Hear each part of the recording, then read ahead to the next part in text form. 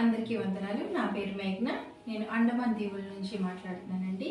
ఈ రోజుకి మీ కొరకు నేను తీసుకొచ్చిన దేవుని వాగ్దానం మొదటి పేతురు 5వ అధ్యాయము 7వ వచనము. మీ చింత యావత్తు నా పైన వేయండి అని యేసు ప్రభువారు మనతో చెప్తున్నారు. మనము మన జీవితంలో ఎన్నో విషయాల గురించి మనం ఆందోళన చెందుతూ ఉంటాము, కంగారు పడుతూ ఉంటాము, ఎన్నో ఆలోచనలు వస్తూ ఉంటాయి.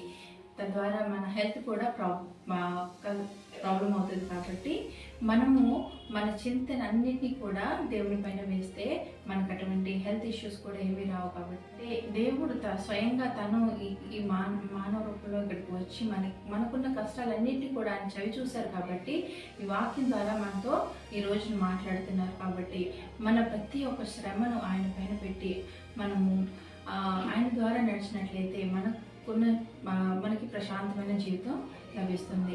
కాబట్టి మీ అందరి కొరకు నేను చిన్న ప్రార్థన కూడా చేయాలనుకుంటున్నాను. దయచేసి అందరు కళ్ళు మూసుకున్నట్లయితే. మా ప్రియ పరలోకపు తండ్రి, మీ పరిశుద్ధమైన నామానికి వందనాలు తండ్రి. ఇదిగో తండ్రి, ఈ యొక్క రోజుని ప్రభా మేము మా శ్రమలన్నింటినీ ప్రభా, మా చింతలన్నింటినీ కూడా మీ పాదాల చెంత చేరుస్తున్నాం తండ్రి. నాయన మాకున్న ప్రతి ఒక్క శ్రమను, మా యొక్క ఉన్న ప్రతి ఆలోచనను తీసివేసి ప్రభా, మీ చిత్తాన్ని మా జీవితంలో నెరవేర్చి మాకు ప్రశాంతమైన జీవితాన్ని దయచేయమని మా ప్రియరక్షకుడైన యేసుక్రీస్తు నామములో ప్రార్థిస్తున్నాం తండ్రి.